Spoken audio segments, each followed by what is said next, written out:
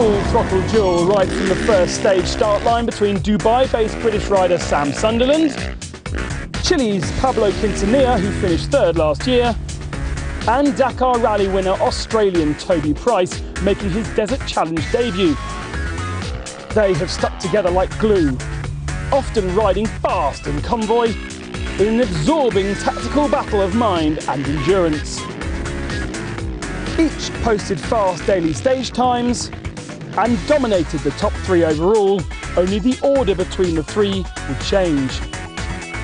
The chasing pack, however, know only too well that the conditions are always a real leveller and reputations count for nothing in the desert.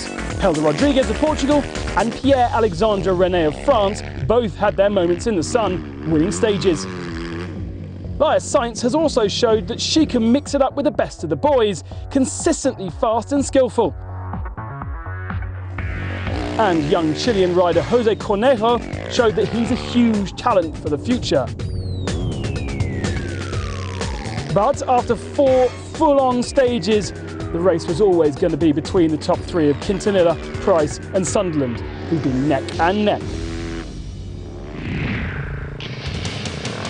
Quintanilla had a slight time advantage going into the final stage and was determined to nail the win with the help from teammate René.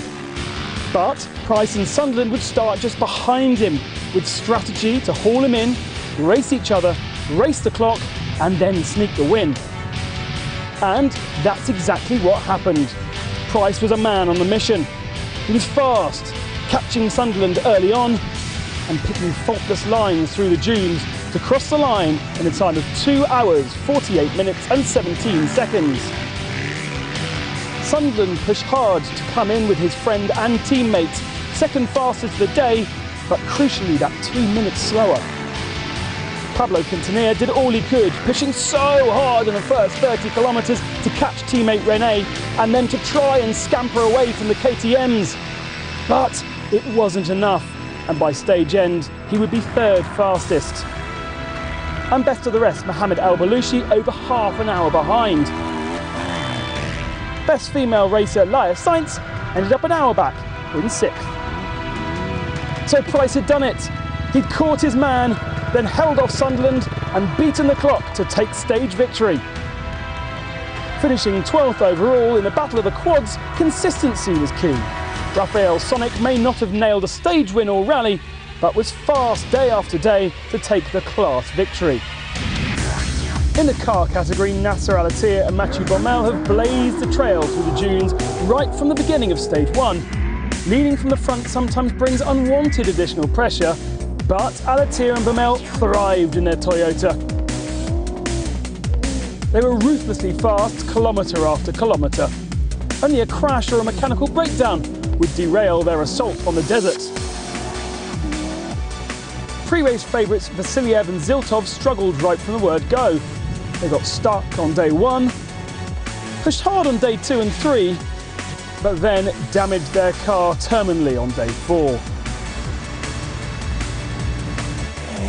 Yazid Al-Raji and Timo Gottschalk always tried to push their rivals Al-Attiyah and Baumel, but ultimately didn't have the overall pace through the desert dunes. Finnish rally legend Mikko Hirvonen and his co-driver Michael Perrin started the rally slightly off the pace, but as the stages wore on, their times got better and better, posting the fastest time of the torturous stage 4. He had given it his all. The rest of the pack also gave it their all in their chase across the sand. Sometimes their chosen path worked, other times it did not. There were jumps and bumps, and sometimes, well, their wheels literally fell off. By the start of the final stage, Al-Attiyah and Baumel had an advantage of over 20 minutes. You would have thought they might have taken it easy to guarantee the win. However, fast is Nasser's natural rhythm. So they posted the fastest time of stage 5 with 2 hours, 38 minutes and 17 seconds, taking the first major win for the overdrive Toyota Hilux. Hirvonen and Perrin opened the stage with their intention of sealing runner-up spot, And while their pace was great, they couldn't quite do enough to steal second overall from Aziz Al-Raji and Timo Gottschalk. The Saudi driver did all that was needed for fourth on the day and therefore second overall. He was beaten to third by Red Bull Frozen Rush winner Bryce Menzies in his first World Championship event. And that's it for another episode of Engine